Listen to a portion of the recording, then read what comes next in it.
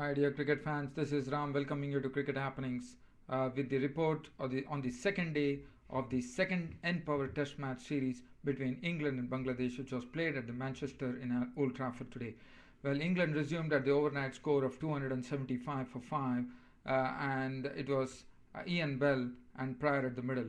Well, they dragged on the score. They played some good stroke. Bell went on to reach his century, his 11th century in Test cricket and his third against Bangladesh, and Matt Pryor was also giving him company, and both of them actually took the score very serenely, actually to a score of 309.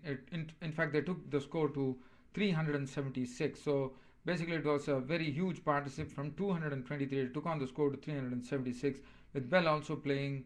As usually playing his defensive strokes. But as far as Matt Pryor was concerned, he was a bit aggressive. In fact, when he was going towards his 90s, he got a more aggressive. But Bell was dismissed by a beauty of a delivery from Shakib Al Hasan, which actually reminded one of the Shane Warne's clean bowling Mike Gatting, and it was on the same ground.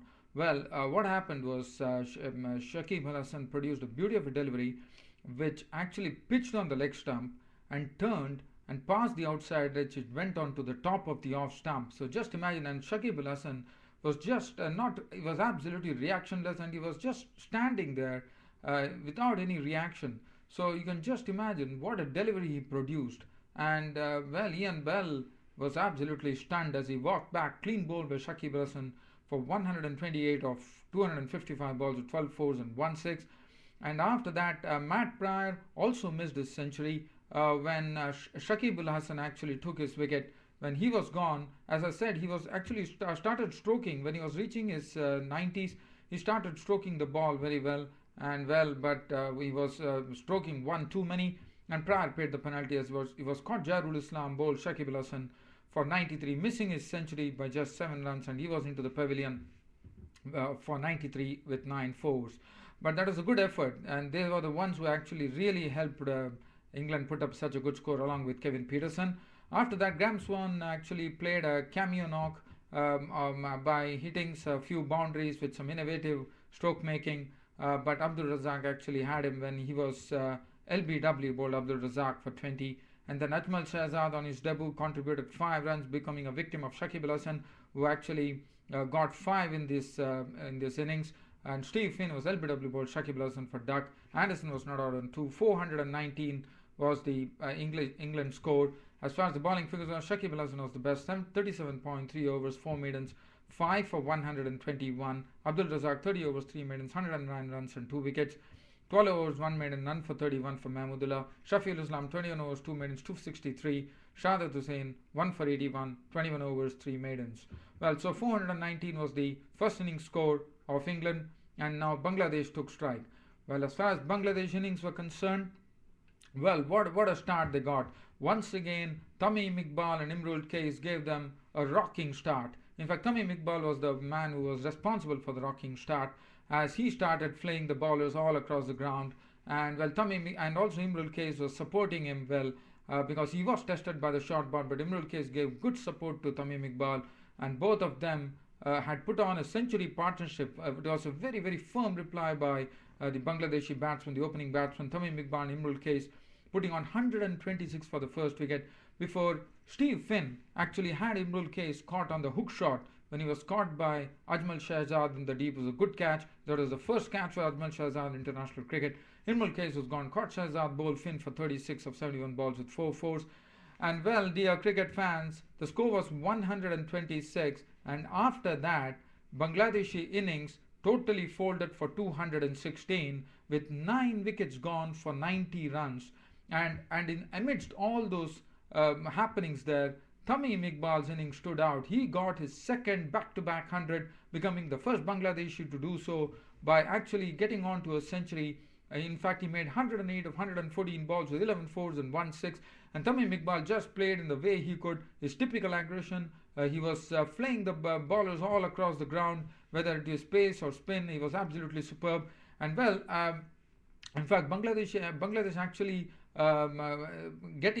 losing 90 runs, losing 9 wickets for 90 runs, Basically, it was Graeme Swann who actually did all the damage by picking up a fiver, 5 for 76 his figures, and the Ajmal Shehzad, who didn't bowl impressively in his first spell when he made his debut, and he got the first time he held the international ball in the international circuit, that is in a test match.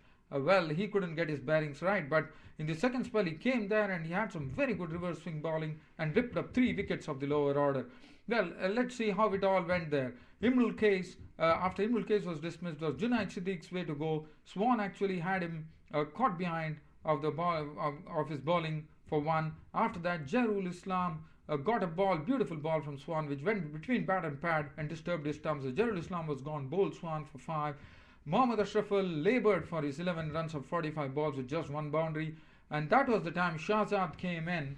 And no, before that, Tamim Iqbal was gone. Tamim Iqbal, after contributing 108 of 114 balls with 11 fours and 1 6, in fact, he has got six consecutive 50s in 7 innings against England, and England happens to be his love now. Tamim Iqbal, he was gone, caught Pryor, bowled Anderson. Anderson got him when Tamim Iqbal actually edged the ball to Pryor, and he was gone for 108. So that was the time, 169 for 3. After that, Mohammad Ashraful was dismissed for 11. That was Shehzad actually getting him when Mohammad Ashraful actually slashed the ball and Morgan at Gully took the catch. He was gone for 11. Shakib Al Hasan himself was guilty as he edged the ball to Anderson with the bowling of Swann for 10. Mushfiqur Rahim also edged the ball of Swann to Anderson for 11. And as I said, both of them were guilty of playing some not really distinguished strokes. And after that, Shehzad came in and castled Mahmudullah for 8, and Shafiul Islam was castled for 4 with some good reverse swing bowling coming into the equation. Shahadat Hussain was LBW bowled Swann for a duck for giving him his 5th wicket. Abdul Razak was not out on 216 all out, and that was close of play. So 216 all out Bangladesh in reply to England's 419 at stumps on day 2. And well, we have to see whether Andrew Strauss of England is going to enforce the follow-on tomorrow morning. That would be very interesting. The bowling figures: Anderson 14 overs, 4 maidens, 145. Stephen 8 overs, 1 maiden, 1 for 39. Graeme Swann, the pick, 22.1 overs, 4 maidens, 76 runs and 5 wickets. Najmal Shehzad, 10 overs, 2 maidens, 3 for 45 on his debut. Really impressed in his second spell for sure. Well, so dear cricket fans, we have to wait and watch but let's talk about Bangladesh. What happened to Bangladesh? 90 runs and 9 wickets from 126 for no loss. Well, this is not done, Bangladesh. You have to put up a very good show. And well, England once again have the stranglehold like the first test. Bangladesh have gone the wrong way, and 203 runs separate them. Now 203 runs, whether Strauss is actually going to enforce the follow-on, or he's going to enforce the follow-on, or he's going to bat himself. One does not know. Well, this is something interesting that we'll have to just wait for things to happen tomorrow at the 3rd day's play at Manchester and Old Trafford. That's it, dear cricket fans, for Cricket Happenings. This is Ram signing off. Thank you.